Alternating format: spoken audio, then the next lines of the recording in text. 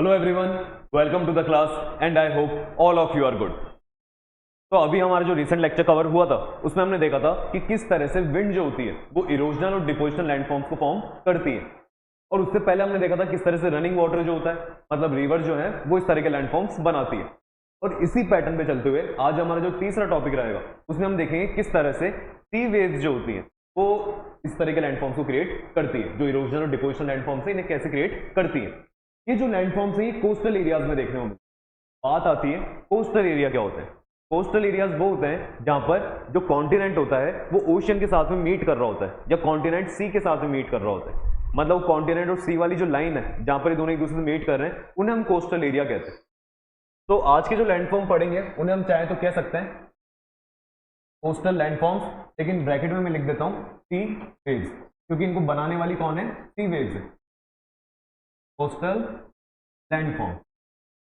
तो आज हम कोस्टल लैंडफॉर्म्स को पढ़ेंगे, पर इनमें क्या पढ़ने वाले हैं आपको वो भी पता है सर। अपन आज पढ़ेंगे इरोजनल एंड डिपोजिशनल लैंडफॉर्म्स के बारे में, ठीक है। अब इरोजन और डिपोजिशन तो हुआ, सी वेव ने करा, पर बात आती है सी वेव जो चलती है, जो इधर उधर चलती है सी वेव, इनके जो टाइप्स होते हैं वो अलग अलग तरीके के हो सकती हैं। हम एक साथ उनको सी वेव कहते हैं, पर इसके पैटर्न अलग अलग हो सकते हैं, अलग अलग तरीके से चल सकती हैं ये। जैसे हम कहेंगे इसको कि ये जो इरोजनल डिपोजिशन लैंडफॉर्म है इज डन बाय, ये करता कौन है आप कहोगे सी वेव, पर मैं कह रहा हूँ थोड़ी सी अलग अलग हो सकती है। कैसे? हम इसको तीन पार्ट में डिवाइड करते हैं। हम कहते हैं या तो ये जो होता है किसकी फॉर्म में होता है, वेव्स की फॉर्म में, या ये हो सकता है टाइड्स की फॉर्म में, टाइड्स की फॉर्म में, या ये हो सकता है करंट की फॉर्म। मतलब सी के अंदर जो वाटर में हलचल होती है, जो वाटर में मूवमेंट होता है समुद्र के अंदर, ओशियन के अंदर, वो तीन तरीके से हम पढ़ सकते हैं। एक तो वेव की फॉर्म में, एक टाइड की फॉर्म में और एक करंट की फॉर्म में। और इसी को अपन क्या कहते हैं, फिर इनकी वजह से क्या हो जाते हैं आपके इरोजनल डिपोजिशनल लैंडफॉर्म क्रिएट होते हैं। तो हम क्या करते हैं थोड़ा सा इनको समझते हैं, फिर इसके बाद में देखेंगे लैंडफॉर्म जो है वो क्या है क्या नहीं है, उनकी बातचीत जो है वो बाद में करते हैं, पहले इन्हें समझते हैं। जो बात होती है वेव्स, टाइड्स और करंट, इनमें वाटर कैसे फ्लो करता है ओशियन का। वेव्स जो होती है वो वेव्स हमने पढ़ी है, आपको मैंने सुनामी में पढ़ाया था कि वेव्स क्या होती है। समुद्र में आपने लहरें देखी, जो बड़ी बड़ी थोड़ी अच्छी खासी लहरें बनती है, वो लहरें जो होती है वो क्या होती है आपकी सारी वेव्स होती हैं। और सुनामी में हमने देखा था कि वो जो वेव्स है बहुत ऊंची ऊंची जा रही है, तो वो तो सुनामी हो गया। लेकिन यहाँ पे अपन नॉर्मल वेव्स की बात कर रहे हैं, तो वेव के लिए क्या लिखते हैं, up and down movement of sea water, sea के पानी का मतलब समुद्र के पानी का अप एंड डाउन मूवमेंट, उसको अपन क्या कहते हैं, वेव कहते हैं। पर सर फिर ये टाइड क्या होती है? टाइड्स होती हैं कि वाटर जो होता है उसमें से लहरें नहीं बनती, पानी बस अपनी जगह पे ऊपर हो जाता है और अपनी जगह से नीचे चल जाता है। अपनी जगह से ऊपर होना कैसे, जैसे मान लीजिए कोई भी आप यूटेंसिल लेते हैं, जैसे कोई टब ले लेते हैं आप, ठीक है, बर्तन कुछ भी टब जैसा, और उसके अंदर आपने पानी भर दिया, फिर आप उसके अंदर ईंट वगैरह या कोई पत्थर डालते हैं, तो आप देखा करो उसका पानी का लेवल किधर की तरफ आ जाता है, ऊपर की तरफ। तो हम कह रहे हैं कि वाटर क्या कर रहा है, राइज कर रहा है। और फिर उनको आप अगर निकाल दो उसमें से वापस, तो फिर आप देखते हो वाटर का लेवल कहाँ चल जाता है, नीचे चल जाता है। तो आप कह रहे हो वाटर किधर चला गया, डाउन चला गया। तो ये जो ये वाला अप एंड डाउन है, ठीक है, इसको अपन क्या कहते हैं, टाइड कहते हैं। अभी हम इसको डिटेल से देखेंगे और अच्छे से, लेकिन अभी हम यहाँ लिख लेते हैं। अप एंड डाउन तो वर्ड लिखेंगे नहीं, क्योंकि अप एंड डाउन तो अपन ने वेव के लिए यूज में ले लिया। यहाँ पे ज्यादा अच्छा जो वर्ड चलता है वो क्या लिखते हैं अपन, राइज एंड फॉल। क्या कहेंगे, rise and fall of sea water from its normal level. मतलब अपने नॉर्मल लेवल से, जैसे मान लीजिए सी का नॉर्मल लेवल ये रहता है, लेकिन यहां से अगर वो ऊपर चला गया तो राइज कर गया, और यहां से नीचे चला गया तो फिर अपन क्या कहते हैं, फॉल कर गया। और अगर ऊपर जाता है तो उसको कहते हैं हाई टाइड, और नीचे आ गया तो लो टाइड, है ना, देखेंगे उसको भी। तो ये आपको टाइड समझ में आई। फिर हम देखते हैं करंट्स के बारे में कि करंट्स क्या होते हैं। करंट्स क्या होते हैं, जैसे आप बीचेस पे अगर कभी घूमने जाते हैं, क्या आपने कभी देखा हो टीवी वगैरह में, फोन वगैरह में, तो समुद्र की लहरें धीरे धीरे आके जो बीचेस होते हैं वहां पे पानी आता रहता है, पीछे चल जाता है, फिर आता रहता है, आता रहता है। इस तरह का मूवमेंट हम देखते रहते हैं। वो जो होते हैं वो क्या होते हैं, करंट्स होते हैं, है ना, इनको करंट कह सकते हैं। करंट क्या होते हैं, ये हमेशा ओशन के अंदर चलते रहते हैं।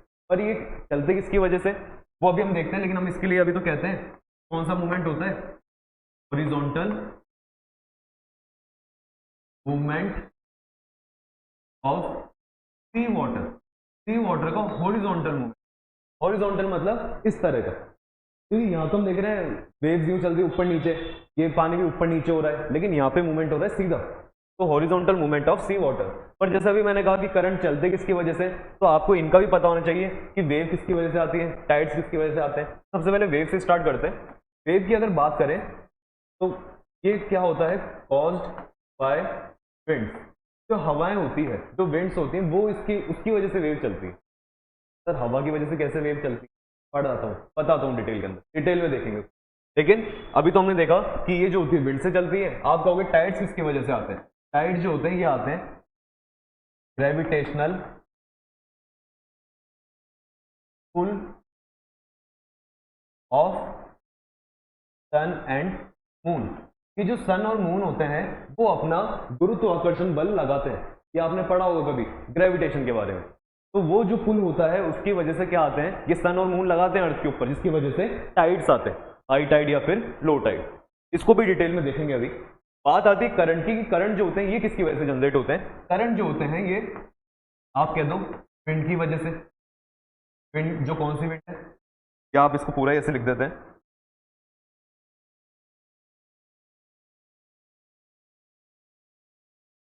परमानेंट विंड्स की वजह से, या फिर जनरेट होते हैं ये सैलिनिटी की वजह से। सैलिनिटी मतलब समुद्र का कहीं पे पानी ज्यादा खारा होता है, ज्यादा सैलाइन होता है, और कहीं पे कम सैलाइन होता है, उसकी डिफरेंस की वजह से भी करंट क्रिएट होते हैं।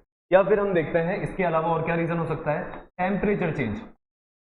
टेम्परेचर, कहीं पे टेम्परेचर क्या होता है ज्यादा, कहीं पे टेम्परेचर क्या है समुद्र के पानी का कम, मतलब कहीं पे गर्म है कहीं पे ठंडा पानी है, उसकी वजह से ये मूवमेंट होता है। तो इस तरह के जो करंट वाले मूवमेंट होते हैं इसमें हम लगा देते हैं एटीसी। इसके अलावा और भी रीजंस होते हैं, इन सब रीजंस की वजह से करंट्स आते हैं, करंट जनरेट होते हैं। तो सर हम क्या करते हैं, इसको डिटेल में पढ़ते हैं, देखते हैं कि किस तरह से वेव क्रिएट होती है, टाइड्स का क्या है, करंट्स का क्या है ना। आपने यहाँ तो शॉर्ट में बता दिया, लेकिन अब इनको थोड़ा सा डिटेल में बताओ, ये नोट कर लेना आप लोग, है ना। इसी में आगे कंटिन्यू करता हूँ। चलिए स्टार्ट करते हैं सबसे पहले किससे, वेव के बारे में समझते हैं, वेव की साइंस जानते हैं कि वेव जो होती है वो किस तरह से आती है। आप ये मान लीजिए कि जैसे ये समुद्र का पानी है,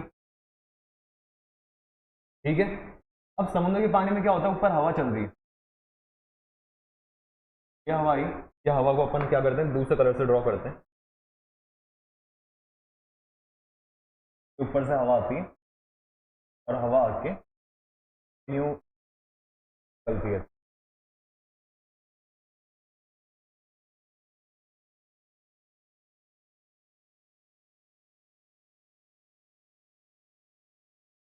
क्या हुआ, मैंने आपको बताया हवाएं चल रही है, पर हवा क्या होती है आगे जाके एक राउंड सर्कुलर पाथ के अंदर घूमती है, फिर आगे जाती है, फिर एक सर्कुलर पाथ में घूमती है। इस तरह से जो होती है विंड फ्लो करती है। विंड ऐसे सर सर्कुलर पाथ में क्यों घूम रही है, क्योंकि इसको यहाँ पे रोकने वाला कोई नहीं है ना, ये खुली है यहाँ पे। जब कोई चीज क्या होती है बिल्कुल ओपन होती है, जब खुली होती है और वो अगर फ्लो कर रही है, तो उसके पास फिर क्या होता है, वो अर्थ, क्योंकि अर्थ भी हमें पता है घूम रही है, बहुत सारी चीजें यहाँ पे वर्क करती है, जिसकी वजह से ऐसे सर्कुलर पैटर्न बनाती है। जब इस तरह का सर्कुलर पैटर्न बनाती है, उसकी साइंस हमें नहीं समझनी कि सर्कुलर पैटर्न क्यों बन रहा है, लेकिन जब इस तरह का सर्कुलर पैटर्न बनाती है तो उसकी वजह से क्या होता है, मैंने बताया इस तरह से घूम रही है, तो यहाँ से तो ये विंड जा रही है ऊपर की तरफ, और इधर की तरफ आ रही है विंड नीचे की तरफ, समझ रहे हो। फिर यहाँ पे आगे जाएगी, फिर विंड जाएगी ऊपर की तरफ, फिर विंड आ जाएगी नीचे की तरफ। अब ये जो ऊपर नीचे हो रहा है, इसकी वजह से क्या होता है, यहाँ पे समुद्र के अंदर जो पानी है ऊपर की साइड का, कौन सा वाटर है ये, सरफेस वाटर। आप इसमें लिखना भी, ये तो है सरफेस वाटर। वेव जो होती है हमेशा सरफेस पे देखने को मिलेगी। ये क्या है आपके यहाँ पे क्या लिखते हैं, सर्कुलर मोशन ऑफ विंड, और कौन से डायरेक्शन में, इस तरह एंटी क्लॉकवाइज घूमती जा रही है। तो इस सर्कुलर मोशन की वजह से क्या होता है, यहाँ पे वाटर की जो ऊपर सरफेस होती है उसमें डिफ्लेक्शन आने लगते हैं, इम्बैलेंस क्रिएट होने लगता है, जिसकी वजह से वेव भी ऊपर नीचे होना स्टार्ट होती है। जहाँ पे विंड नीचे की तरफ आती है वहां पे वेव दब जाती है, और जहां से विंड ऐसे ऊपर की तरफ जा रही है तो वेव उठती है। तो आगे वाला जो ऊपर जा रहा है तो वेव को उठाएगा, और इधर वाला वेव को दबाएगा, जिसकी वजह से आप क्या कहोगे कि सर वेव तो जनरेट हो रही है, पर उसका डायग्राम दिखाओ। तो देखो वेव ऐसी बनेगी, मान लो गया, ठीक है, ये नॉर्मल लेवल है। अब नॉर्मल लेवल से क्या हुआ, नीचे चली गई, फिर ये ऊपर चली गई, नीचे आ गई। समझ रहे हो आप बात को? तो नॉर्मल लेवल को हम, चलो नॉर्मल लेवल को आपको इस तरह डिनोट करके, अपन कैसे डिनोट करते हैं अपन बताते हैं कि ये तो इसके, जब हवा नीचे की तरफ आती है तो इस तरह का क्रिएट होता है, हवा ऊपर की तरफ जा रही है तो कुछ इस तरह, तो इस तरह की विंड बनती है। आप क्या करो, आप इसमें एक सेंटर में लाइन खींचो,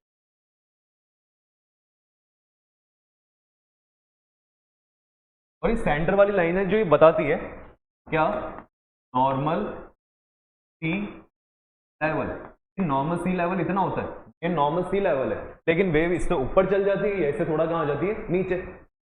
जहाँ ऊपर जाती है, ऊपर वाले पॉइंट्स को अपन कहते हैं क्रिस्ट। क्या कहते हैं इन्हें? क्रिस्ट कहते हैं।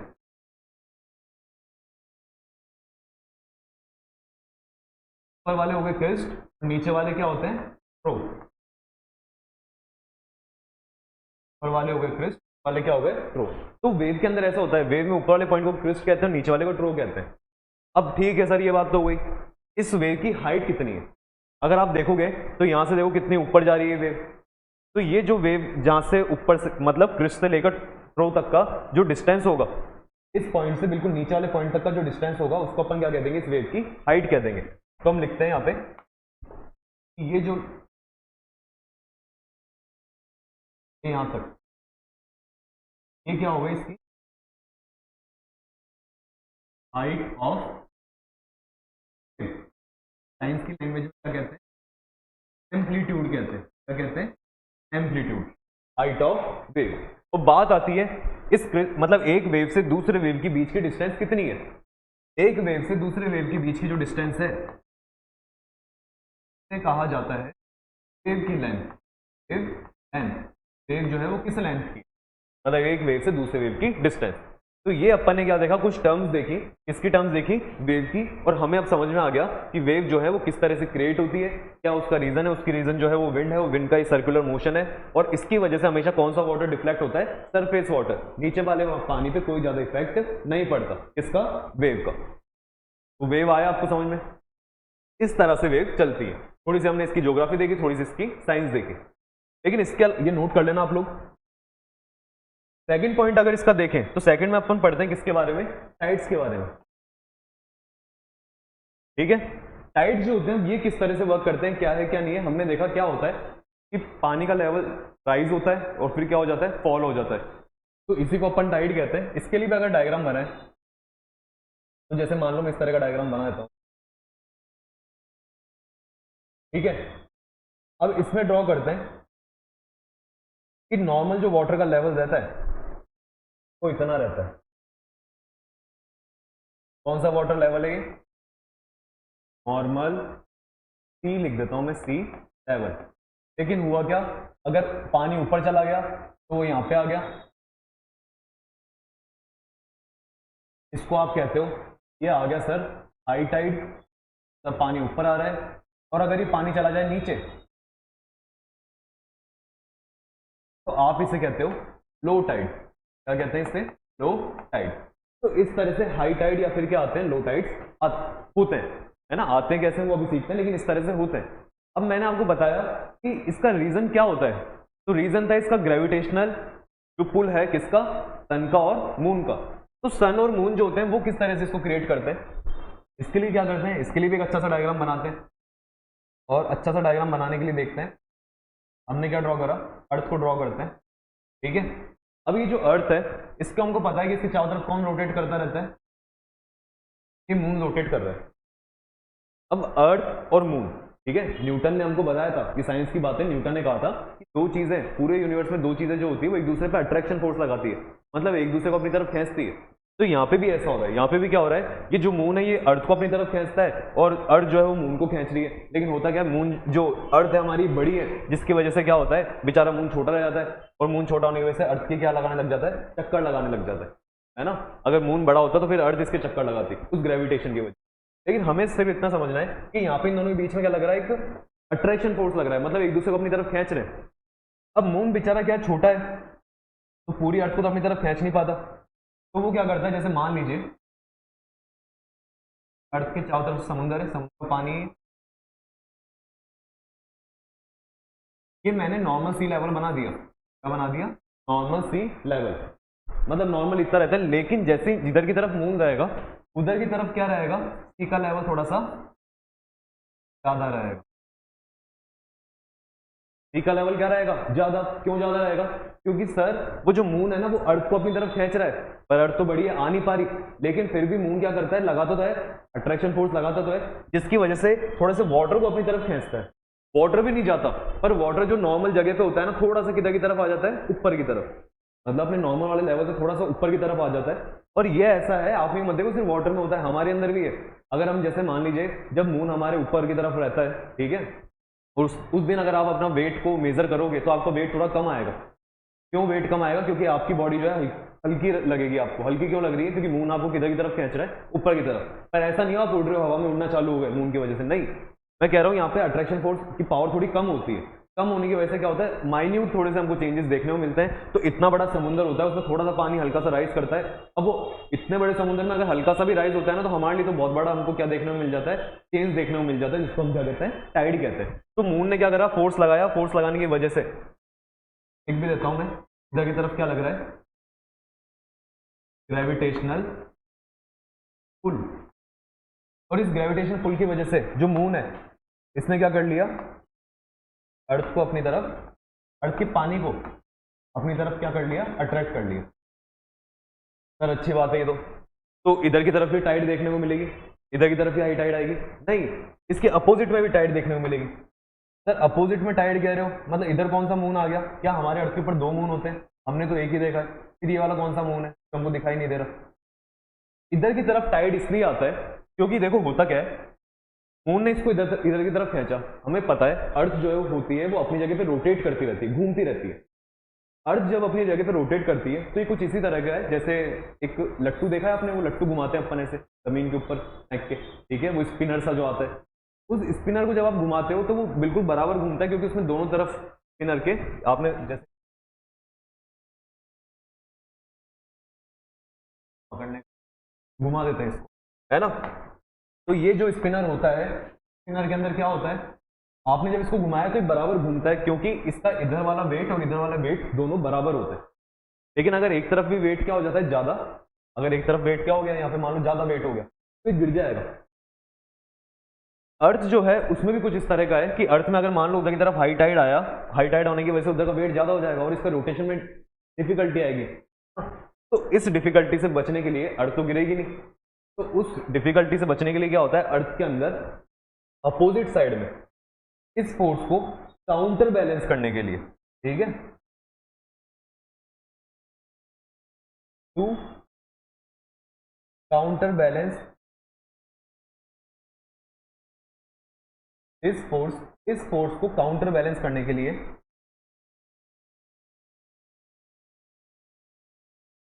High tide also creates in opposite side of earth. Earth की अपोजिट साइड में भी हाई टाइड क्रिएट हो जाती है। और रीजन क्या दोगे कि भाई इसको काउंटर करने के लिए, इसको बैलेंस करने के लिए। और ये जो होती चीजें, ये होती है रोटेशन ऑफ अर्थ की वजह से अर्थ के रोटेशन की वजह से, है ना, अर्थ के रोटेशन की वजह से इधर की तरफ आने लग जाता है। और हम क्या है, जैसे अगर कोई साइंस का स्टूडेंट है, फिर से मैं कहता हूँ ज्योग्राफी में थोड़ी साइंस आती है ना, तो साइंस वाले को समझने में थोड़ा इजी आ जाता है, क्योंकि उसको सुने सुने वर्ड लगते हैं। और जो नए बच्चे होते हैं उनको लगता है कि यार ये कौन से वर्ड्स आ गए। ऐसे हम एक वर्ड पढ़ते हैं, किसके बारे में, हम पढ़ते हैं कि कोई ऑब्जेक्ट अगर घूम रहा होता है तो उस ऑब्जेक्ट से बाहर की तरफ लगने वाला फोर्स सेंट्रीफ्यूगल फोर्स होता है, और उस ऑब्जेक्ट के अंदर की तरफ लगने वाला फोर्स, अंदर की तरफ अपन कर देते हैं, है ना, तो लिख देते हैं आउटसाइड, बाहर की तरफ लगने वाला, और ये कौन सा है, साइड। आप भी लिखना, अगर मैं छोटी छोटी आपको साइंस की चीजें बताता हूँ, आप कोई सा भी पेपर दोगे उसमें बेसिक साइंस आती है, तो ये चीजें आप यहाँ भी समझ लेते हो, है ना। ऐसे मत देखना कि सर क्यों बीच में साइंस ले आते हैं ज्योग्राफी के, अरे तुम्हारे काम आएगी आगे, कोई सा पेपर दोगे बेसिक साइंस आती है, ठीक है। और जो अंदर की तरफ लगने वाला फोर्स होता है किसी भी रोटेटिंग ऑब्जेक्ट के, उसको अपन कहते हैं सेंट्रीपिटल फोर्स। तो अगर अर्थ के बाहर की तरफ देखो, अब अगर ये पानी इधर की तरफ निकल कर आ रहा है, बाहर की तरफ आ रहा है, तो ये कौन से फोर्स की वजह से आ रहा है? सेंट्रीफ्यूगल फोर्स की वजह से। Rotation of earth, centrifugal force. इस फोर्स की वजह से, अर्थ के रोटेशन की वजह से, इस फोर्स इधर वाले पुल को काउंटर बैलेंस करने के लिए अपोजिट साइड में क्या जनरेट हो जाता है? हाई टाइड जनरेट हो जाता है। तो आपको हाई टाइड आ गया समझ में? अगर यहाँ पे हाई टाइड हो रखा है तो सीधी सी बात है, इन वाली जगहों पे कौन सा टाइड देखने को मिलेगा आपको? लो टाइड देखने को मिलेगा। क्योंकि अगर यहाँ पे वाटर ऊपर की तरफ जा रहा है तो कहाँ से जा रहा है? कोई नया पानी बन रहा है? ऐसा भी नहीं हो रहा। वो आया कहाँ से? ये एक्स्ट्रा पानी आया कहाँ से? तो ये ऊपर वाला और जो नीचे वाला लेवल है, इनका पानी थोड़ा सा, इनका पानी जो है वो खिसक के इधर की तरफ, ये वाला इधर की तरफ। अगर यहाँ पे वाटर में मूवमेंट हो रही है, ये इधर की तरफ आ रहा है, ये इधर की तरफ जा रहा है, तो उसी मूवमेंट को तो पढ़ रहे हैं। जब वो मूवमेंट होगी तो उसकी वजह से इरोजन होगा, उसकी वजह से तो डिपोजिशन होगा। तो हम क्या कर रखे हैं, अब हमें चीजें समझ में आई कि किस तरह से, जैसे इसको अगर थोड़ा नीचे शो करने के और हल्का सा,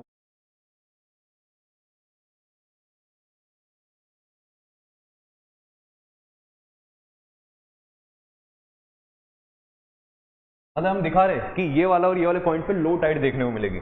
लिख देते हैं इसके अंदर बात ये कि यहाँ पे तो कौन सी टाइड है?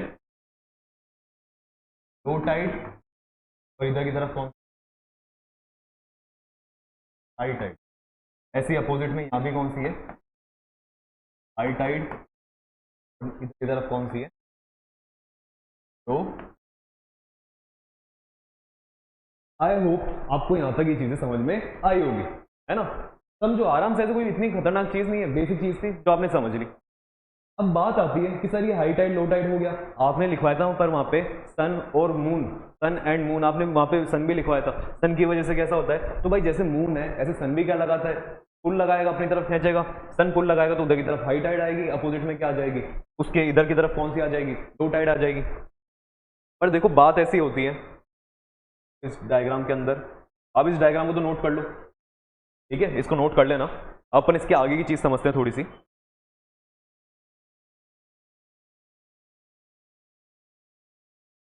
जैसे मान लीजिए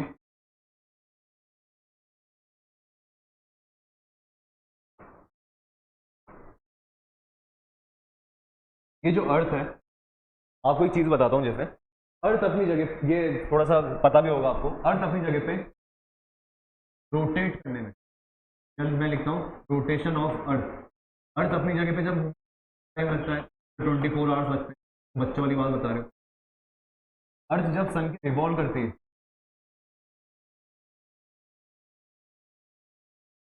या रिवॉल्यूशन, रिवॉल्यूशन ही लिख देता हूँ मैं भी,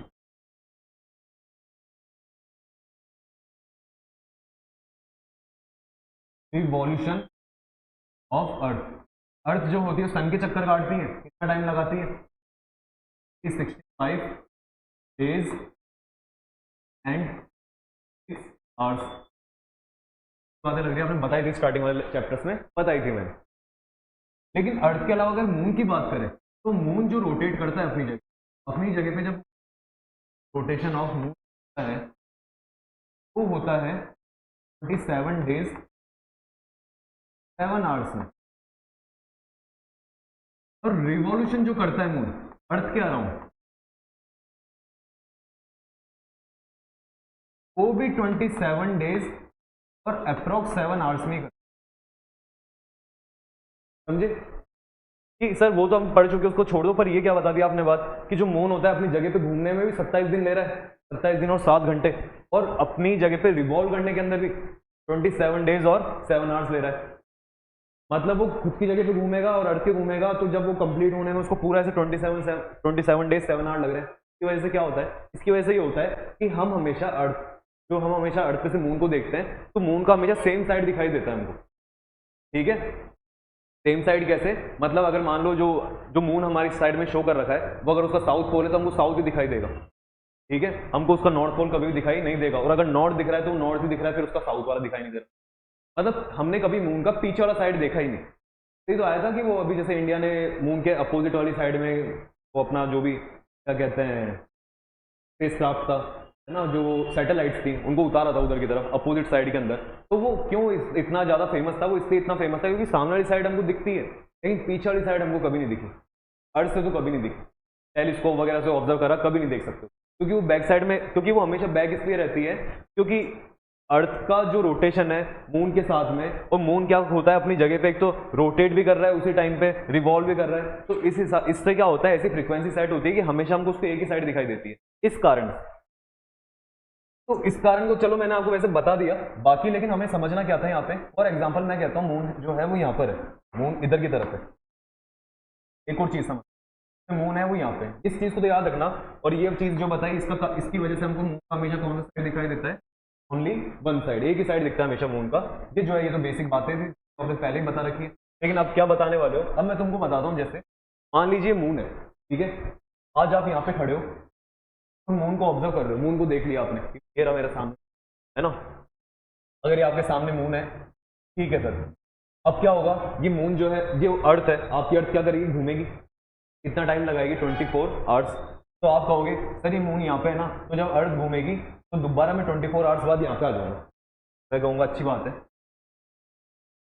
24 आवर्स में क्या, चलो मैं यहाँ नहीं लिख के इसको ऊपर लिखता हूँ, क्या कहा मैंने, 24 आवर्स में तो आप दोबारा यहाँ पे आ जाओगे। लेकिन क्या होगा, जब आप 24 आवर्स बाद दोबारा यहाँ पर आओगे तो मून भी तो क्या कर रहा है, रिवॉल्व कर रहा है ना अर्थ के चारों तरफ, मून भी तो घूम रहा है थोड़ा थोड़ा, हालांकि उसको घूमने में 27 दिन लग रहे हैं लेकिन घूम रहा है। तो इसकी वजह से क्या होगा, मून जो है वो थोड़ा सा किधर है, मान लो आगे की तरफ शिफ्ट हो, ठीक है। ये क्या था बिफोर, ये किधर हो गया आफ्टर, आफ्टर वो इधर की तरफ आया।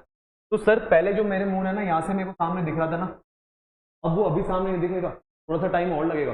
मतलब 24 आवर्स बाद मैं यहाँ पे आ गया पर मून मेरे सामने नहीं आया क्योंकि मून तो नीचे है, तो मैं थोड़ा सा और वेट कर रहा हूँ, 24 आवर्स, 1 मिनट, 2 मिनट, 3 मिनट, अर्थ जो है थोड़ी घूमती जा रही है, घूमते जा रही है, तब जाके मैं इधर की तरफ आया, है ना। और तब जाके मुझे क्या दिखा, ये मून अपने सामने दिखा। जब मुझे अपने मून सामने दिखा तो मैंने कह दिया हाँ देखो मून मेरे बिल्कुल सामने आ गया। पर सर टाइम जो है ना 24 आवर्स, 4 आवर्स 3 मिनट्स हो गया, कितना हो गया 50। आए समझ में, मतलब होता क्या कि मून जो, अगर अर्थ जो उसका फिक्स है कि 24 आवर्स में चक्कर काटेगी, अगर मैं घूम के दोबारा वहीं आ गया तो 24 आवर्स में आ गया मैं सामने। अब मैं कल देखा था तो मून मेरे बिल्कुल सामने था, लेकिन आज घूम के आया तो मून मेरे सामने नहीं, थोड़ा साइड के अंदर है ना। अब मून जो साइड के अंदर है तो मैंने देखा 24 आवर्स में तो मैं इधर ही आया हूँ, थोड़ा सा मुझे हल्का सा घूमना पड़ेगा तब मैं मून के सामने आऊँगा। मतलब अगर जैसे कल मुझे मून बिल्कुल मेरे सामने चाहिए, अगर मून मुझे मेरे बिल्कुल सामने चाहिए तो 24 आवर्स तो लगेंगे ही लगेंगे, पर प्लस जब मैं इतना सा घूमूंगा, ये जो 50 मिनट्स लग रहे हैं ना, तब जाके वो मेरे सामने आता है। तो ऐसा होता है मून के अंदर, जब मून आपके बिल्कुल exact same position, moon same position from earth, जिसको अपन लिख लेते हैं,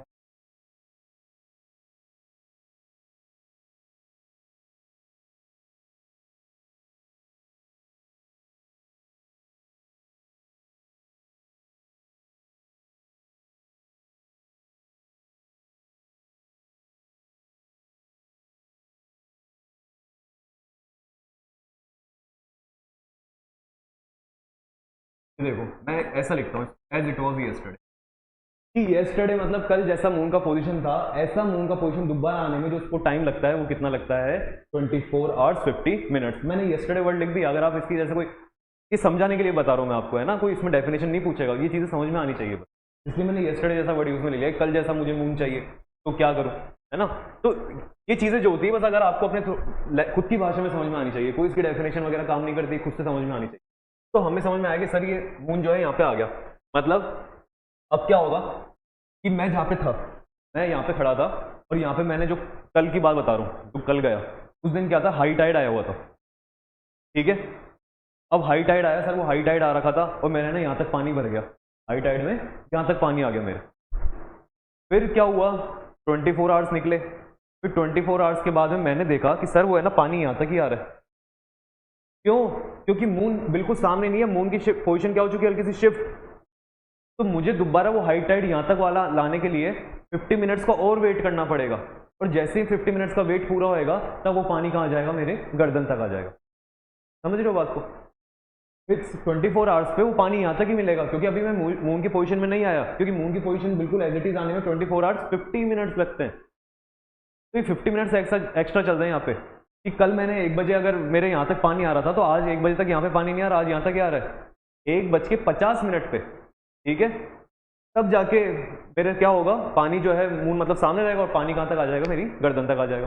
तो ये जो चीज़ होती है ये अपन क्या पढ़ते हैं, अपन कहते हैं, अब देखो सर आपने क्यों पढ़ाया, ये मैंने आपको इसलिए पढ़ाया क्योंकि टाइड्स जो होती हैं, टाइड्स होती है 3 तरह की टाइड्स हो सकती है। एक को अपन कहते हैं डायूरिनल, एक को अपन कहते हैं सेमी यूरिनल, और एक को अपन कहते हैं मिक्स्ड। डायूरिनल जो टाइड होती है ये क्या होती है,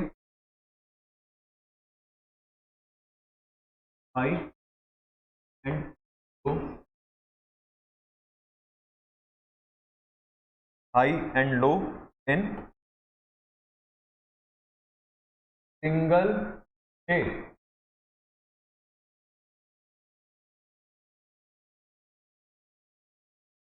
हाई और लो होती है, समझ रहे हो आप, कि एक बार हाई हो जाएगी और एक बार क्या हो जाएगी, लो।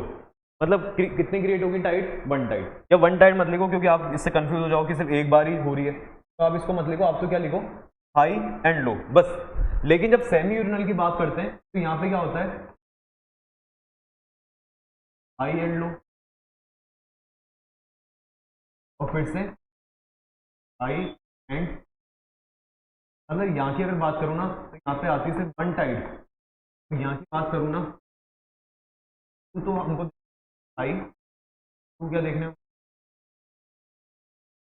टाइड टू 2 टाइड, ऐसी टाइड जो होती है उसको अपन कौन सी टाइड कहते हैं, सेमी यूरिनल टाइड कहते हैं। अब सर टाइड का हमको साइकिल तो पता लग गई कि हाई टाइड अगर एक बार आई है ना, तो उसको दोबारा आने के अंदर कितना टाइम लगेगा, जैसे यहाँ पे हाई टाइड आई और फिर लो टाइड आई, तो ये पूरा टाइड की जो साइकिल होती है इसके अंदर कितना टाइम लगता है, टाइम लगेगा 24 आवर्स 50 मिनट्स। ये समझ में आया अब आपने क्यों, आपने इसलिए पढ़ाया था कि एक टाइड की साइकिल को दोबारा क्रिएट होने में, दोबारा उस साइकिल को क्रिएट होने में कितना टाइम लग जाता है, 24 आवर्स 50 मिनट्स।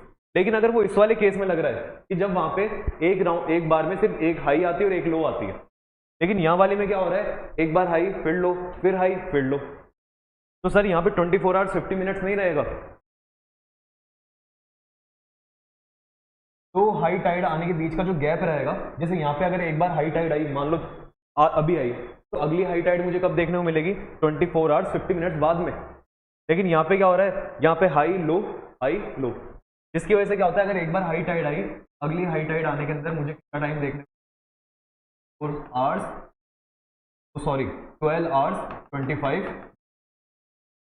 और अगर 2 लो टाइड आ रही है तो उसके लिए मुझे कितना वेट करना पड़ेगा, वही 12 आवर्स 25।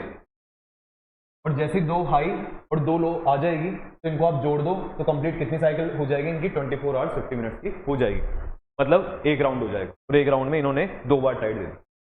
मतलब यहाँ पे क्या हो रहा है, अगर मैं यहाँ पे इस जगह पे जाके खड़ा हूँ तो हाई टाइड आई, ठीक है, अब वो फिर लो में कन्वर्ट होगी, फिर दोबारा जो हाई आएगी वो 12 आवर्स 25 मिनट्स में आ जाएगी मेरे पास, फिर लो हो जाएगी, ऐसे है ना। लेकिन इसमें क्या हो रहा है, इसमें 24 आवर्स में आ रही है, 24 आवर्स 50 मिनट में, मतलब 24 आवर्स 50 मिनट में आई, फिर अगली टाइड मेरे को अगले दिन 24 आवर्स 50 मिनट बाद देखने को।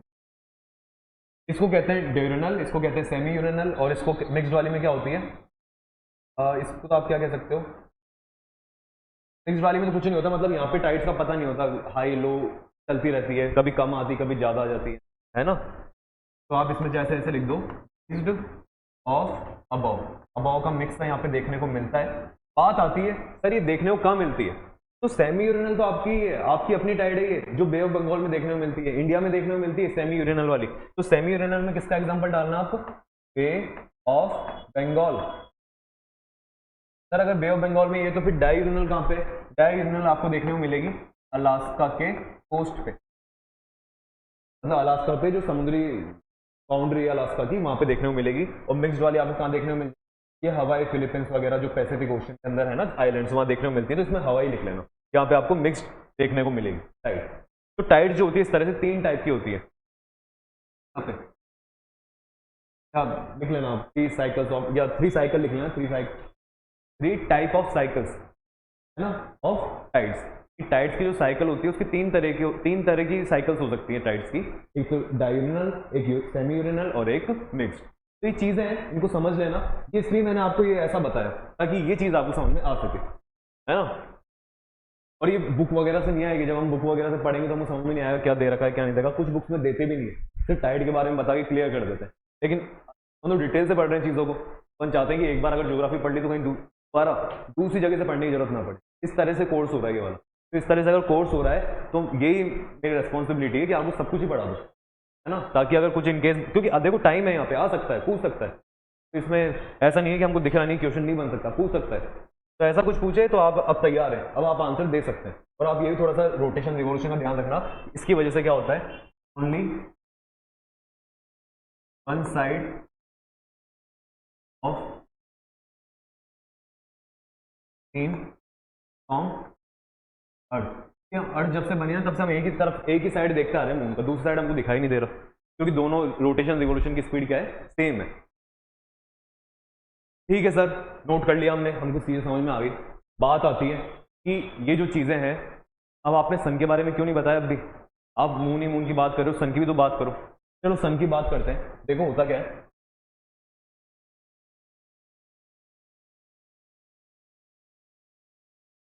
एक मिनट,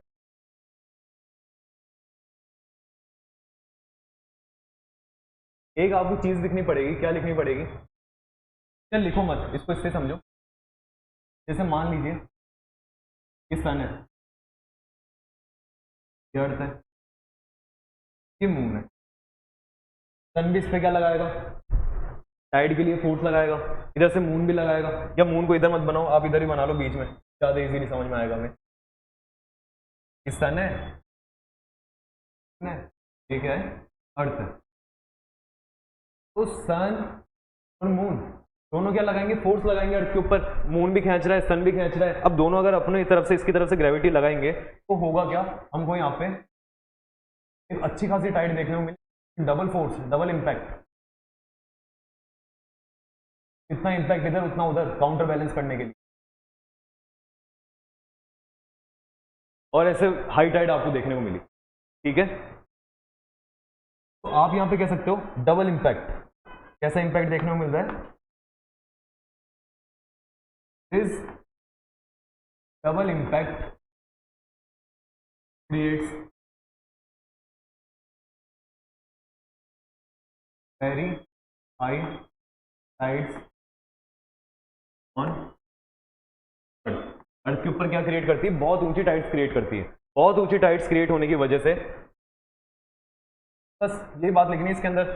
देखो इसकी वजह से तो क्या है कि वो फिर नुकसान वगैरह ज्यादा होते हैं, हाई टाइड्स आती है, पानी बहुत ऊपर ऊपर तक आता है ना, तो इसकी वजह से बस ये होता है। बाकी तो this double impact creates very high tides on earth, इस डबल इंपैक्ट की वजह से। और अगर इसका एक और डायग्राम बनाना चाहो, इसके अंदर आप कहोगे कि डबल इंपैक्ट नहीं लगे, तो इधर की तरफ कौन हो गया आपका सन, इधर की तरफ कौन आ गई आपकी अर्थ, और जो मून है ना वो यहाँ पे है। क्योंकि मून तो ऐसे घूमता रहेगा, तो मून मान लो यहाँ पे आ गया। अब जैसे ही मून यहाँ पे आता है तो उसकी वजह से क्या होता है, आप कहोगे सर इधर से ना सन फोर्स लगाएगा, इधर से मून ने फोर्स लगाया तो यहाँ पे हाई टाइड आई, यहाँ पे हाई टाइड आई।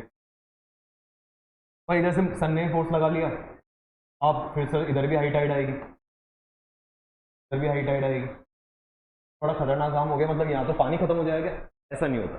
होता क्या है, मून का जो इम्पैक्ट होता है, जो मून का ग्रेविटेशनल पुल है, वो क्या सन के कंपैरिजन में 2 टाइम्स होता है, अप्रॉक्स 2 टाइम्स होता है।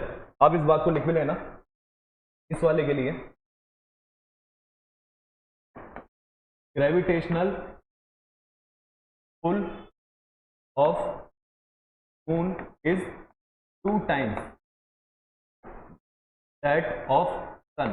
सन के कंपैरिजन में लगभग 2 गुना होता है। तो इसकी वजह से क्या होता है, सन ज्यादा यहाँ पे फोर्स नहीं लगाता, यहाँ पे ज्यादा फोर्स कौन लगाता है, मून लगाता है। इसकी वजह से आपको थोड़ी सी ऊंची टाइड्स मून वाली साइड पे देखने को, पर सर सन भी तो लगा ही रहा है ना कुछ तो इसकी वजह से क्या होगा, इधर की तरफ भी थोड़ी थोड़ी आपको देखने को मिलेगी, इधर भी है थोड़ी थोड़ी, इधर भी है, इधर भी है। मतलब सर उस दिन क्या होगा, उस दिन ज्यादा ऐसा लगेगा नहीं हमको कि कुछ ज्यादा टाइड्स क्रिएट हो रही है, क्योंकि मून अगर खींच रहा है ना, तो जैसे सन भी उसको थोड़ा सा क्या कर रहा है, इधर की अपनी तरफ ले रहा है। पानी जो उसके पास अब क्या है, ऑप्शन ज्यादा है कि वो इधर भी जा सकता है, इधर भी जा सकता है। यहाँ ऑप्शन ही नहीं थे, यहाँ तो उसको इधर ही आना था, इसलिए वेरी हाई टाइड आई थी। यहाँ पे क्या टाइड्स देखने को मिलती है, आप कहते हो यहाँ पे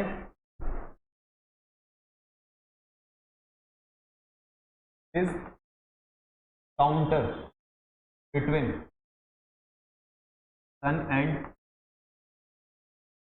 क्रिएट्स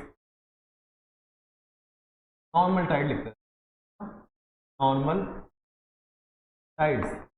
ऐसी टाइड्स आती है, फिर नॉर्मल आती है, कोई हाई वाई ऐसी आपको देखने को नहीं मिलती, नॉर्मल होती है। इसमें क्या होता है, पानी बहुत ऊपर आ जाता है, इसमें फिर नॉर्मल सा काम होता है जब इस तरह की साइकिल क्रिएट होती है। आप इस वाली टाइड को क्या कहते हो, इसको कहते हैं अपन स्प्रिंग, स्प्रिंग टाइड। क्या टाइड कहते हैं इसको, स्प्रिंग टाइड कहते हैं। जो ऊपर वाली आती है इसको अपन क्या कह देंगे, स्प्रिंग टाइड कह देंगे। आगे समझ में। तो ये जो टाइड्स हैं इनका ध्यान रखना इन चीज़ों के बारे में। और ये डायग्राम जो है जैसे दिख रहा है इसके अंदर, तो डायग्राम्स को आप इन्हीं तरह से ड्रॉ करना एज इट इज, जैसे इसके अंदर दिखाई दे रहे हैं। तो एक तो ये स्प्रिंग टाइड हो जाती है, और ये वाली जो होती है इसे नीप टाइड कहते हैं, लिख लेना है, नीप टाइड, ठीक है। और ये कौन सी टाइड हो गई, स्प्रिंग टाइड। तो एक तो स्प्रिंग टाइड होती है जिसमें इंपैक्ट ज़्यादा हो गया, ये नीप टाइड है जिसमें इंपैक्ट कम होता है। और इस तरह से सर अब हमको समझ में आ चुका है कि टाइड जो होती है किस तरह से आती है। आपने वेव के ऊपर इतना लेक्चर नहीं दिया जितना आपने टाइड पे दे दिया, क्योंकि टाइड में था पढ़ने जैसा, अच्छी चीज़ें थी, साइंस थी, है ना। वेव में ऐसा, वेव में भी था वो एयर का रोटेशन है, पर एक बार में वो छोटी सी बात थी।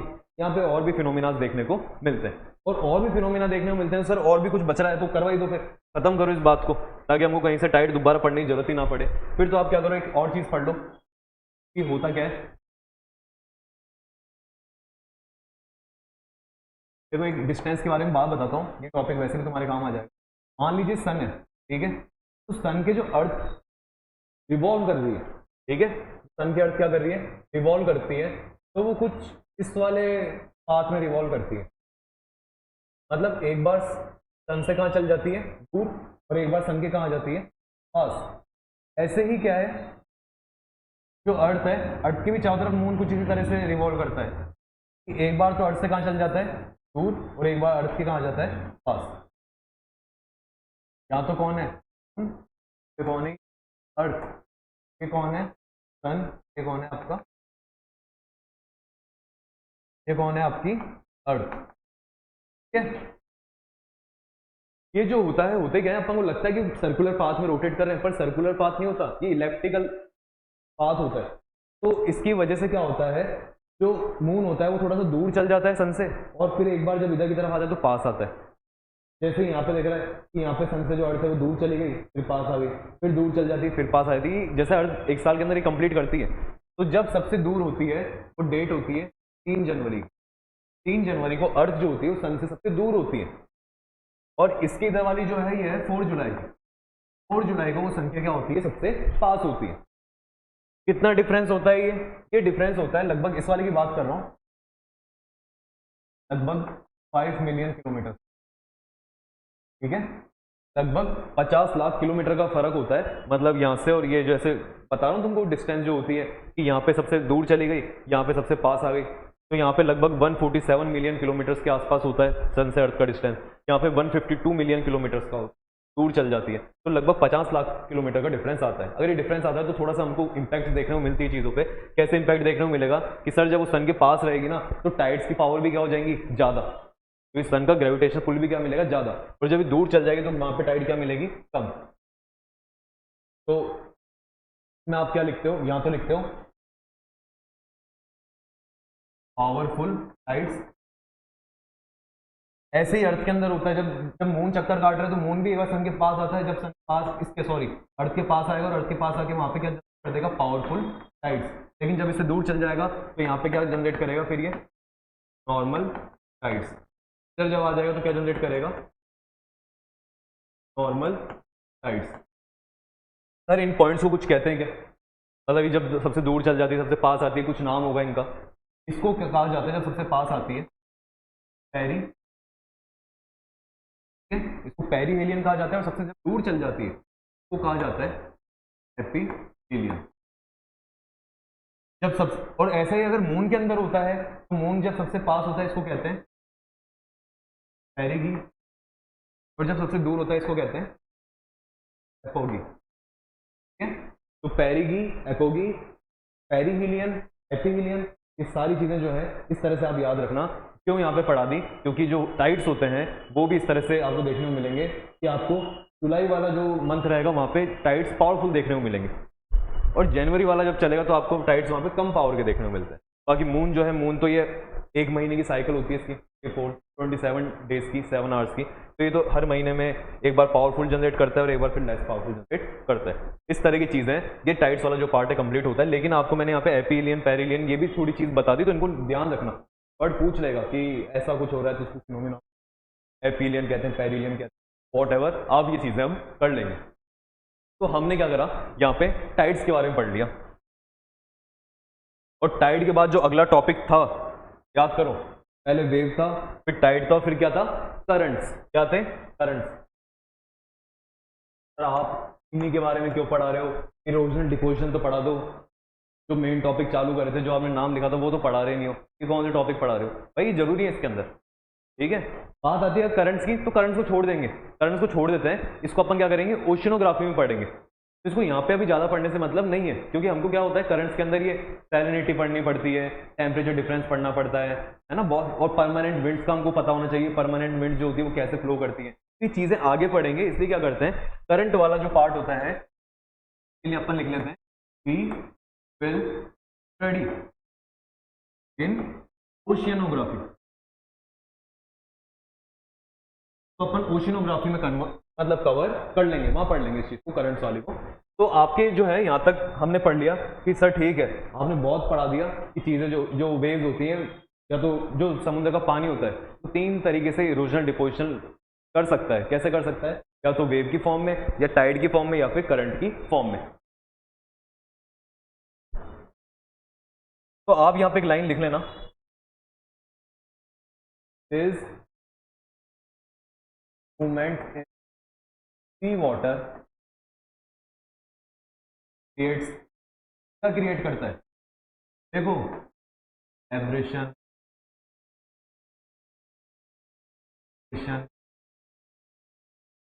फ्रैक्शन, ऑल्टेशन,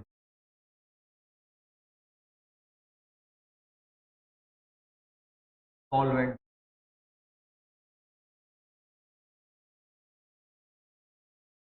हाइड्रोलिक,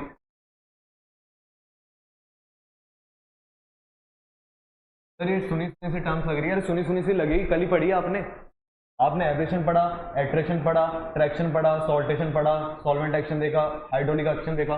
ये सारी चीजें क्या होती है, इस वाटर के मूवमेंट से क्रिएट होती है, और इनकी वजह से क्या क्रिएट होते हैं, फिर इरोजनल और डिपोजिशन लैंडफॉर्म्स क्रिएट होते हैं। तो लिख लेना, बाकी समझा हुआ है, हमारा पढ़ा हुआ है, सब कुछ अच्छे से देख लिया। बात आती है सर, अब स्टार्ट कर देते हैं अपन, क्या, इरोजनल डिपोजिशन लैंडफॉर्म। और हमेशा की तरह सबसे पहले कौन से वाले देख लेते हैं अपन, इरोजनल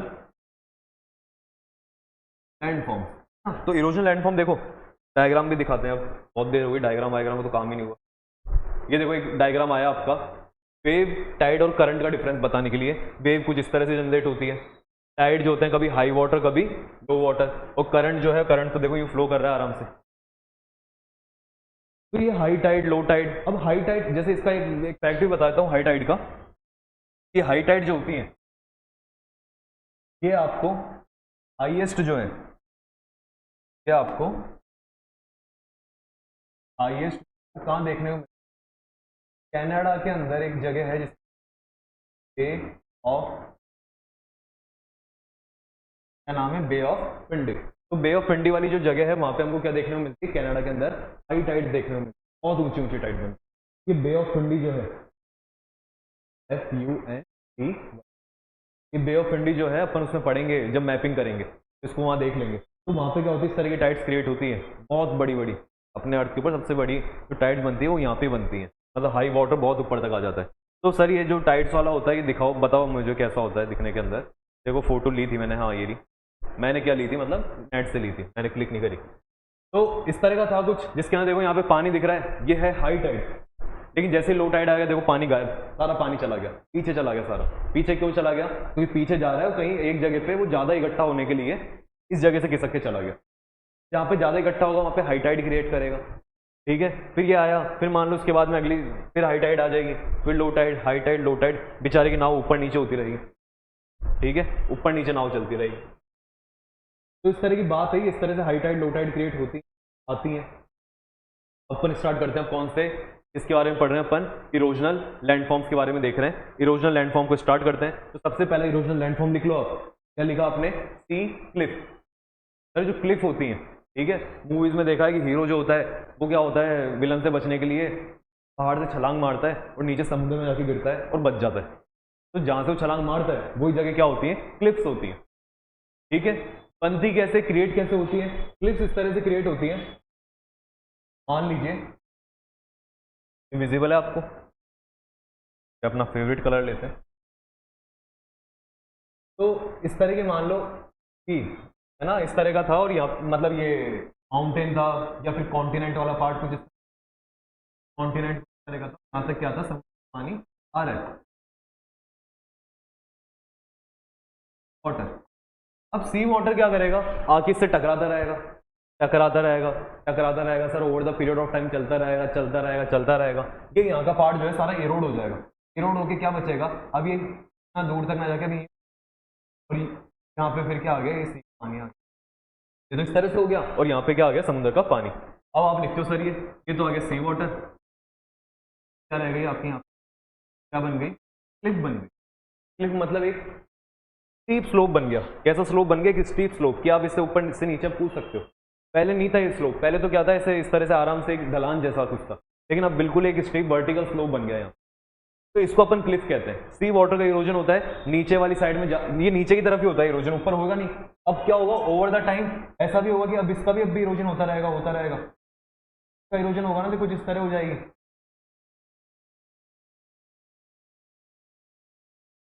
दिख रहा है ना आपको ये, कि अंदर की तरफ चली गई इरोड हो के। अब ये और इरोड हो जाएगी, और होती रहेगी, इरोजन होता रहेगा, होता रहेगा। इरोड होने की वजह से क्या होगा, ये और अंदर जाएगी, तो ऊपर वाला मास जो है हैवी हो जाएगा। हैवी होके हो सकता है इन फ्यूचर वो कहाँ गिर जाए, समुद्र में गिर जाए। अरे सर समुद्र में गिर गया तो क्लिफ ही गायब हो गई, क्लिफ खत्म हो जाएगी। ऐसे तो खत्म होगी, क्यों नहीं होगी? साइकिल ऑफ इरोजन पढ़ा है, पढ़ा था अपन ने कि एक साइकिल होती है इरोजन की, चलती रहती है, चलती रहती है। चीजें जो होती है वो खत्म होती है, फिर नई बनती है, फिर खत्म होती है, नई बनती है ना। अपन ने जो साइकिल ऑफ इरोजन पढ़ा था वो डेविस का मॉडल पढ़ा था, किसके अंदर, रिवर वाले के अंदर। वहां पे अपन ने सिर्फ रिवर की हिस्ट्री देखी थी, पर यहाँ पे अपन देख रहे हैं समुद्र भी इस तरह की से करता है। तो ये नीचे की तरफ गिरेगा, गिरने की वजह से कुछ ऐसा सा क्रिएट यहाँ पे हो गया। तो देखो सी क्लिफ है, सी वर्टिकल रॉक है, form when waves Erode the base of the rock. Rock का जो बेस होता है उसको क्या कर देते हैं, इरोड कर देती है। अब अगर हम देखें तो देखो ये कुछ इस तरह का है, ये जो अपन देखें कुछ इस तरह का है, क्या कि नीचे का जो वाटर है वो इस क्लिफ की, जो क्लिफ पहले यहाँ तक हुआ करती थी, उसको नीचे से इरोड करता गया, फिर ये पानी में गिर गई, फिर इरोड करा, फिर ये पानी में गिर गई, अब भी इरोड कर रहा है, अब भी इसको क्या कर रहा है, इरोड कर रहा है। और अब भी क्या होगा, इन फ्यूचर में जाके कभी ना कभी गिर जाएगी, लेकिन अभी तो क्या है, इसके नीचे ऐसी जगह सी हो रखी है, इस जगह को कहते हैं। तो वेव कट प्लेटफॉर्म कुछ इस तरह से बनता है। हमें आ गया सर समझ में, चीजें हो गई। A flat surface left behind at the base of the cliff. Cliff के बेस के नीचे की तरफ आपको एक फ्लैट सरफेस दिखती है। फ्लैट मतलब जहाँ पे बिल्कुल नीचे सीधा हो चुका है इरोजन की वजह से। तो ये नीचे की तरफ जो इरोजन चल रहा है ये तो वेव कट प्लेटफॉर्म है। ऊपर की तरफ जो बन रही है वो क्लिफ बनती जा रही है। क्लिफ क्या हो रही है, क्लिफ जो है वो रिट्रीट हो रही है, पीछे की तरफ खिसकती चली जा रही है, क्योंकि जब ज्यादा लग जाता है तो गिर जाती है, टूट जाती है, टूट जाएगी, फिर ये टूट जाएगी, टूट जाएगी, होता रहेगा, चलता रहेगा। और ये सारा टूट टूट के जो भी इसका सेडिमेंट है, वो सेडिमेंट सारा पानी अपने साथ बहा के फिर ले जाता है, ले जाके किसी बीच पे छोड़ देगा। तो बीच पे आप देखते हो जो बीच की मिट्टी होती है वो इस तरह से बनती है, इन चीज़ों से, ये सेडिमेंट वहाँ चल जाते हैं। लेकिन जब बीच बना तो वो तो सेडिमेंट के आने की वजह से बना, इसलिए वो डिपोजिशन में पढ़ेंगे अपन, डिपोजिशन लैंडफॉर्म में। अभी अपना कौन सा चल रहा है, इरोजनल लैंडफॉर्म चल रहा है। आगे वेव कट प्लेटफॉर्म समझ में आपको। अब वेव कट प्लेटफॉर्म के अलावा जो तीसरा बसता है वो ये बसते हैं आपके सी केव्स, आर्क, स्टैक्स, स्टम्प्स। क्या सर इतना सब कुछ, ये बताओ, देखो क्या है ये सब कुछ। हुआ क्या, अभी अभी हमने देखा कि जो क्लिफ होती है ना, पहले वो कैसी थी, नॉर्मल थी। इधर से ये आ रहा, वाटर आया, इसने क्या बनाया सबसे पहले, वेव कट प्लेटफॉर्म क्रिएट करा, जैसे वेव कट प्लेटफॉर्म क्रिएट हुआ कि कुछ इस तरह की क्लिफ बन गई, है ना, फिर ये और अंदर की तरफ सर चल जाती है। तो सी वेव तो आके वहाँ पे इरोजन करती जा रही है। तो जैसे मान लीजिए किसी क्लिफ के सी वेव आके टकराती है, तो वहाँ पे सबसे पहले क्या करेगी, छोटे से, मतलब अचानक से तोड़ेगी नहीं, धीरे धीरे इरोजन करेगी। तो धीरे धीरे इरोजन में जो सबसे पहले देखो ऐसे डार्क सी लाइन बनेगी इरोजन वाली, जो पहले डार्क लाइन बनेगी इरोजन की, इसको कहा जाता, ये जो डार्क लाइन होती है इरोजन वाली, इसे कहा जाता है सी नोच। क्या कहा जाता है इसको? सी नोच। ठीक है, तो सी नोच क्रिएट होता है यहाँ पे सबसे पहले। अब सी नोच क्रिएट होगा तो पहले एक डार्क लाइन है, फिर उसमें और इरोजन होगा। तो सी नोच जो है उसकी जो साइज है वो बड़ी होती चली जाएगी, मतलब वो जो खाली जगह है वो और खाली होती चली जाएगी। जब वो और खाली होगी तो वो सी नोच टाइम में सी केव के अंदर टाइम में कन्वर्ट हो जाएगा सी केव में। सर एक केव बन जाएगी, गुफा जैसी बन जाएगी, क्योंकि इतना सारा इरोजन हो गया, इतना सारा इरोजन हुआ कि क्या बन गई, गुफा सी बन गई। ये देखो जैसे ये सी नोच थी यहाँ पे, सी नोच के बाद में क्या बन गई, सी केव बन गई। अब सर एक सी केव में भी पानी जाता रहेगा, तो हो सकता है वो सी केव में अंदर जाके कहीं दूसरी जगह से निकलने की कोशिश कर रहा है, अंदर जाके निकलने की कोशिश कर रहा है, उसको रास्ता मिल गया। जैसे उसको रास्ता मिलेगा तो सी केव से वो टाइम में कन्वर्ट हो जाएगा सी आर्क के अंदर, टाइम में कन्वर्ट हो जाएगा सी आर्क में। सी आर्क मतलब ये देखो इस तरह का कि एक तरफ से पानी आ रहा है, दूसरी तरफ से निकलने का रास्ता मिल गया, तो सी केव जो है वो टाइम में कन्वर्ट हो जाती है सी आर्क के अंदर। फिर अभी रास्ता मिल गया, अब मान लो टाइम के साथ में धीरे धीरे हुआ कि ऊपर वाली जो जगह दिख रही है इसका इरोजन हो गया, इरोजन होकर बीच का पार्ट टूट गया, टूटने के बाद फिर इस तरह का ये रह गया, इस तरह की रॉक रह गई। इसे आप क्या कहते हैं? कहते हैं स्टैक। क्या कहा जाता है इसे? स्टैक कहा जाता है। स्टैक कह दो, गैस को आप क्या चाहो तो यहाँ पे भी क्या कह सकते हो, पिलर रॉक कह दो, पिलर जैसी रॉक होती है। ठीक है, पिलर रॉक अपन ने उसमें पढ़ा था विंड वाले में, यहाँ भी वर्ड यूज में आ जाता है, पर मेन जो इसका वर्ड है वो कौन सा है? स्टैक। स्टैक फॉर्म हो जाते हैं। और स्टैक जब मान लो, अभी स्टैक क्या है सर, धीरे धीरे टाइम के साथ में स्टैक तो इरोड हो गई, क्योंकि इसके आगे विंड, वो जो इसके आगे समुद्र की लहरें टकराती रहेगी, इसको इरोड करती रहेगी, इसकी साइज छोटी होती चली जाएगी। तो जब स्टैक की साइज छोटी होती चली जाती है तो कहा जाता है स्टम्प। क्या कहा जाता है उसमें? स्टम्प कहा जाता है। आई बात समझ में? तो इस तरह की चीजें, सबसे पहले बना सी नोच। ठीक है, ये सारा क्या है, ये उसी से चल रहा है। यहाँ पे क्या होता है, इरोजन में ज्यादा हमको कुछ ऐसे समझने की जरूरत नहीं पड़ती, इजी होता है इरोजन वाला, कि कोई क्लिफ है, क्लिफ के आगे बार बार लहरें टकराती जा रही है, तो हमको क्या देखने को मिल रहा है वहाँ पे, कि नीचे की तरफ सबसे पहले जो छोटी सी, अगर नीचे की तरफ छोटी सी जगह बनेगी उसको हमने क्या कह दिया? सी नोच कह दिया। अगर वो थोड़ी बड़ी होगी तो सी केव हो गई। अगर वो सी केव में से रास्ता मिल गया जाने का तो फिर वो क्या बन जाएगी? सी आर्क। आर्क जो है, अगर उसका ऊपर वाला ये पार्ट जो है, जो जोड़ रखा है इन दोनों को, ये टूट गया तो क्या बन जाएगा? सी स्टैक बन जाएगा, स्टैक रॉक बन जाएगी। स्टैक रॉक से फिर स्टैक रॉक जब आगे जाके इरोड होएगी और छोटी हो जाएगी तो फिर वो काई में कन्वर्ट हो जाएगा, स्टम्प में कन्वर्ट हो जाएगा। तो ये लाइन से चलते हैं ये। तो ये सारी चीजें आपको समझ में आ गई, आया समझ में? तो हमने क्या देखा, एक तो देखा हमने वेव कट प्लेटफॉर्म। जब वेव कट प्लेटफॉर्म बनते हैं उसकी वजह से क्लिफ बन जाती है, ऊपर बनती है क्लिफ और नीचे क्या बन जाते हैं? Wave cut platform. वो वेव कट प्लेटफॉर्म जो होते हैं स्टार्टिंग के अंदर वो कैसे दिखाई देते हैं? एक नॉच की जैसे, फिर उसमें बन जाती है। उसके अलावा होती है सी केव होती है, सी आर्क होते हैं, स्टैक होते हैं, स्टम्प होते हैं। ये सारी चीजें देख ली। तो आप यहाँ पे देखो कितने याद रखते हो, 4 तो ये हो गए। ऊपर हमने कौन कौन से पढ़े थे?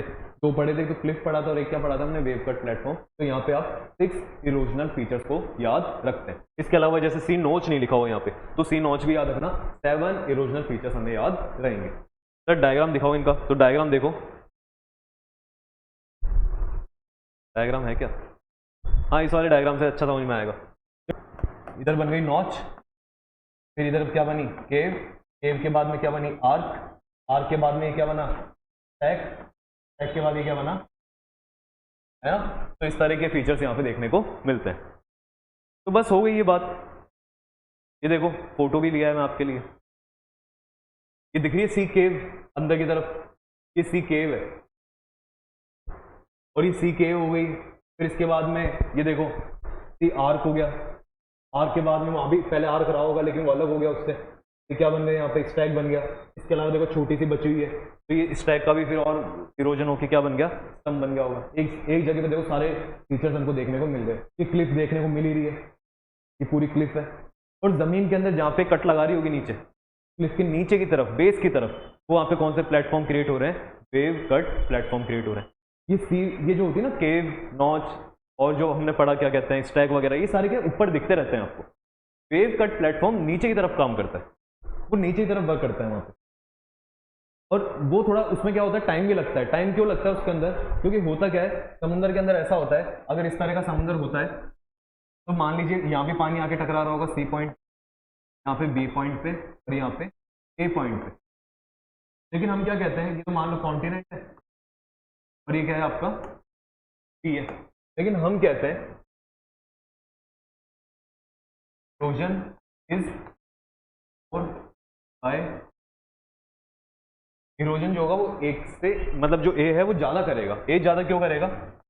Because speed of water is maximum. Maximum कहां पे देखना? एट ए पे क्या होती है, वाटर की स्पीड सबसे ज्यादा होती है, सबसे मैक्सिमम होती है, सबसे कम कहां होती है? सी पे। इसलिए सी धीरे काम करता है। वेव कट प्लेटफॉर्म आपको बहुत टाइम बाद क्रिएट होते हैं, मतलब टाइम लगता है उसके अंदर, लेकिन ये सी, आर्क, नॉच जैसी जो चीजें हैं ये पहले क्रिएट हो जाती है, क्योंकि ए वाले फीचर्स में आ जाते हैं, है ना। ए पॉइंट वाले, यहाँ पे पानी की स्पीड क्या रहती है? तेज रहती है। तो इस तरह आपने कौन सा वाला प्लेटफॉर्म देख लिए, सारे ये इरोजनल लैंडफॉर्म देख लिए। अब अगला जो हमारा टॉपिक है वो किसके बारे में पढ़ेंगे अपन? सी के डिपोजिशनल लैंडफॉर्म्स के बारे में पढ़ेंगे।